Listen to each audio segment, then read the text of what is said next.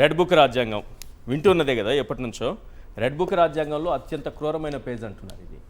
లోకేష్ అహం దెబ్బతింది, ఏదో కేసు పెట్టి ఏదో చేద్దాం అనుకుంటే అసలు కుదరలేదు. ఎవరైతే ఫిర్యాదుదారుడు ఉన్నారే అతనే డైరెక్ట్గా జడ్జి ముందుకెళ్ళి అయ్యా నా చేత్తో నాకు తెలియకుండానే తప్పుడు కేసు పెట్టించారు అని కేసు విత్డ్రా చేసుకుంటున్నా, నేను బయట వెళ్ళిపోతున్నా, నాకు సంబంధమే లేదని చెప్పడంతో అహం దెబ్బతిని మరో కేసుతో వెంటనే అరెస్ట్ చేయించారు. మరి ఆలస్యం, అదైతే ఆలస్యం అయ్యేదేమో, ఇదైతే వెంటనే జరిగిపోయింది అంటున్నారు. అసలు ఏంటి అంత క్రూరమైన పేజ్ రెడ్ బుక్ రాజ్యాంగంలో ఈ పేజ్ ప్రత్యేకించి? ఈశ్వర్ గారు, ముందుగా మీకు ప్యానల్లో ఉన్న అందరికీ అట్లానే సాక్షి టీవీ ప్రేక్షకులందరూ నమస్కారాలు. ముందుగా చెప్పాలంటే ఈవీఎం ప్రభుత్వంలో రెడ్ బుక్ అనేటటువంటి ఒక పిచ్చి కుక్కని నారా లోకేష్ అనేటటువంటి ఒక షాడో ముఖ్యమంత్రి, అన్ని శాఖలకి మంత్రి, ఈరోజు రాష్ట్ర ప్రభుత్వాన్ని నడుపుతున్నటువంటి వ్యక్తి వైఎస్ఆర్ కాంగ్రెస్ పార్టీ నాయకులపై, కొంతమంది అధికారులపై 8.5 నెలలుగా ప్రయోగిస్తూ ఉన్నారు. దానిలో భాగమే ఈరోజు వల్లభనేని వంశీ గారి మీద ప్రయోగం. అనేక మంది అధికారుల మీద ప్రయోగించారు, ఐఏఎస్ల మీద, అదేవిధంగా అనేక మంది వైఎస్ఆర్ కాంగ్రెస్ పార్టీ నాయకుల మీద, ఏదైతే పెద్దిరెడ్డి రామచంద్రారెడ్డి గారి మీద ప్రయోగించారు, తప్పుడు కేసులు పెట్టారు. అలానే ఏదైతే మాజీ ఎంపీ నందిగం సురేష్ గారి మీద, అవును, అట్లానే మాజీ ఎమ్మెల్యే పిన్నెల్లి రామకృష్ణారెడ్డి గారి మీద, అనేక మంది వైఎస్ఆర్ కాంగ్రెస్ పార్టీకి సంబంధించిన జిల్లా నాయకులు, రాష్ట్ర నాయకుల మీద అనేక మంది మీద కేసులు ఏదైతే పెట్టారో దానిలో భాగమే ఇప్పుడు వల్లభనేని వంశీ మాజీ ఎమ్మెల్యే వైఎస్ఆర్సీపీ నాయకుల మీద పెట్టిన కేసు. అసలు ఈ కేసు ఏంది? అసలు ఈ కేసులు ఎప్పుడు పెట్టారు అంటే నిన్న పెట్టారు, ఇవాళ అరెస్ట్ చేశారు. నిన్న పెట్టారు, ఈరోజు అరెస్ట్ చేశారు. నిన్న పెట్టి ఈరోజు అరెస్ట్ చేశారు అంతే. ఎందుకు?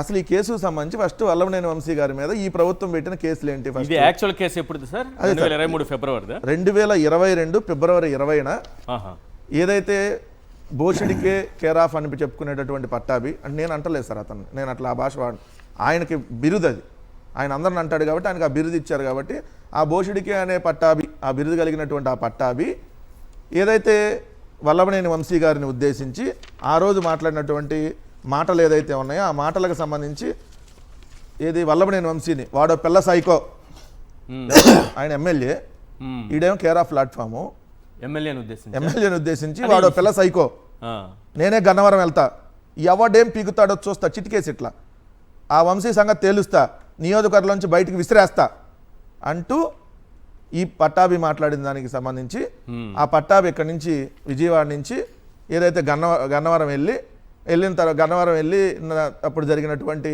ఏదైతే రాజకీయ గొడవలో జరిగినటువంటి దాడి, అప్పుడు తెలుగుదేశం పార్టీ ఆఫీస్ మీద దాడి జరిగింది. ఆ దాడికి సంబంధించి అక్కడ వల్లభనేని వంశీ లేడు, ఎవరో వైఎస్ఆర్సీపీ నాయకులు, తెలుగుదేశం నాయకులు ఇద్దరు ఘర్షణ వాతావరణం జరిగింది. ఆ జరిగినటువంటి నేపథ్యంలో దాడి జరిగింది. కానీ వైఎస్ఆర్ కాంగ్రెస్ పార్టీ ప్రభుత్వం ఆ దాడికి సంబంధించి 44 మందిని తెలుగుదేశం అండ్ వైఎస్ఆర్ కాంగ్రెస్ పార్టీ నాయకులు ఇద్దరిని అరెస్ట్ చేసి ఇద్దరిని అరెస్ట్ చేశారు. 44 మందిని ఆ కేసుకు సంబంధించి 44 మంది, 44 అంటే చిన్న సంఖ్య కాదు, 44 మందిని అరెస్ట్ చేశారు. ఆ కేసు అది.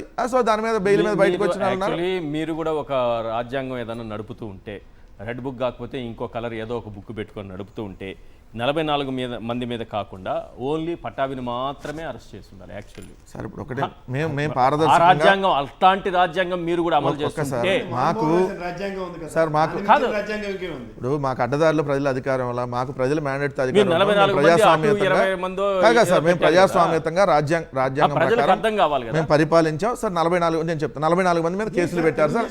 ఒక సెకండ్ ఒకసారి వాళ్ళని కూడా అరెస్ట్ చేశారు. అయితే ఇప్పుడు చూడండి సార్, ఒకటి చాలా పెద్ద సబ్జెక్ట్. ఎందుకంటే సార్ 44 మంది మీద అరెస్ట్ చేశారు. అరెస్ట్ సంబంధించి వాళ్ళు జైలుకి వెళ్ళారు. తర్వాత బెయిల్ కొంతమంది 90 రోజుల్లో వస్తే, కొంతమందికి 20 రోజులు వస్తే బెయిల్ ప్రకారం వచ్చారు. అది అయిపోయింది. ఆ కేసు నడుస్తుంది.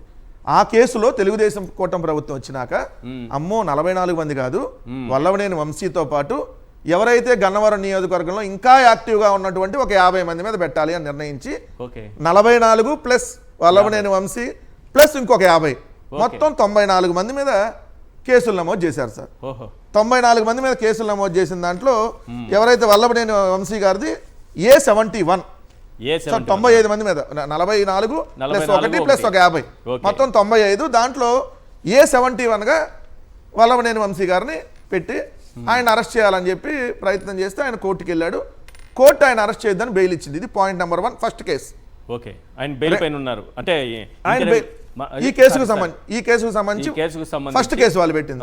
రెండో కేసు ఈ తెలుగుదేశం పార్టీ ఆఫీసులో, గన్నవరం తెలుగుదేశం పార్టీ ఆఫీసులో కంప్యూటర్ ఆపరేటర్గా పనిచేస్తున్నటువంటి ముదునూరి సత్యవర్ధన్ అనే అతనుతో కంప్లైంట్ ఇప్పించినట్టుగా పోలీసులు కంప్లైంట్, అంటే ఏంటంటే ఆయన ఆఫీస్లో ఉంటాడు కాబట్టి ఎవరో ఒకరు వెళ్ళి కంప్లైంట్ వాళ్ళకి దాడి జరిగిందని. అవును. సో ఆయన నార్మల్గా ఆఫీస్లో ఎవరో ఒకరితో కంప్లైంట్ ఇప్పిస్తారు కాబట్టి ఈయనతో కంప్లైంట్ ఇప్పించి ఏది మా ప్రభుత్వం వచ్చినాక, వాళ్ళ ప్రభుత్వం వచ్చినాక ఇతనితో ఇప్పించి నన్ను ఎస్సీ ఎస్టీ అని దూషించారండి, వల్లభనేని వంశీతో పాటు ఒక 50 మంది దూషించారని చెప్పి వాళ్ళ మీద మళ్ళీ ఇంకో రెండో క్యూలో నిలబడుకొని అటు దూషించి అదే సార్ రావడము కులం పేరుతో దూషించడం, ఒక్కొక్కరు రావడం కులం పేరు దాంట్లో 94 మంది అట్లా చేశారా క్యూలో నిలబడి? దాంట్లో మళ్ళీ ఒక ఏది ఆ 44 వదిలేసి ఇప్పుడు 1+50 మొత్తం దూషించారని చెప్పి కేసు పెట్టిన తర్వాత ఆ కేసు రెండో కేసు. ఫస్ట్ కేసు ఏది దాడికి సంబంధించిన దాంట్లో బెయిల్ A71గా, ఎస్సీ ఎస్టీకి సంబంధించి దూషించారన్న తర్వాత మొన్న 10వ తారీఖు, అంటే ఈ నెల 10వ తారీఖు, ఇవాళ మనం 13వ తారీఖు మనం డిబేట్ చేస్తాం.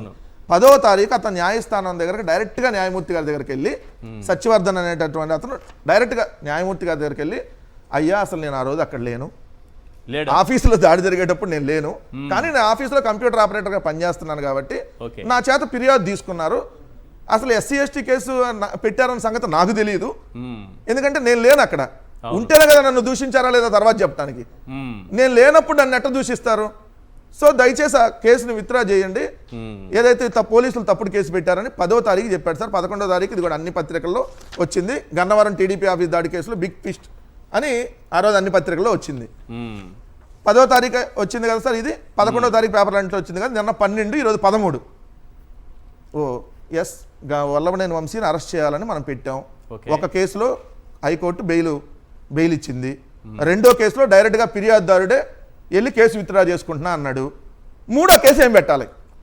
ఎస్ ఈ సత్యవర్ధన్ వాళ్ళ అమ్మ వాళ్ళ అన్న దగ్గరికి వెళ్ళి వాళ్ళని బెదిరించి బ్లాక్మెయిల్ చేయించి మీ కొడుకుని కిడ్నాప్ చేశారని చెప్పకపోతే మీ మీద కూడా తప్పుడు కేసులు పెడతాం అని చెప్పి వాళ్ళని బెదిరిస్తే వాళ్ళు ఇప్పుడు మా కొడుకుని కిడ్నాప్ చేశారనే ఒక కేసుని పెట్టినట్టుగా తీసుకొని ఇప్పటి వరకు మనకు అందుతున్న సమాచారం, ఎందుకంటే ఎఫ్ఐఆర్ కాపీ రాలా, మీడియాలో ఎస్ ఇస్తారు రేపో ఎల్లుండి వాళ్ళ ఇష్టం, ఎవరు మీరు అడిగేది, మీరు ఏమన్నా బిఆర్ అంబేద్కర్ గారు రాజ్యాంగంలో అడగచ్చు కానీ ఇది పిచ్చుకొక్క రాజ్యాంగంలో అడిగినట్టుగా ఉంది మీరు. సో అట్లా అది పిచ్చుకొక్క అంటే నేను లొకేషన్ అంటలేదు, నేను లొకేషన్ చాలా రెడ్ బుక్ అని అంటున్నా, నేను లొకేషన్ మనిషిగానే గౌరవిస్తా, కానీ లోకేష్ పట్టుకున్న రెడ్ బుక్ అనేది పిచ్చుకొక్క, అది ఎవరైనా కలిసింది, వాళ్ళ వైఎస్ఆర్సీపీ వాళ్ళని కలుస్తుంది, రేపొద్దున జనసేనలు కలుస్తుంది, ఎల్లుండి తెలుగుదేశంలో చంద్రబాబు నాయుడు గారిని కూడా కలవచ్చు, తస్మాత్ జాగ్రత్త.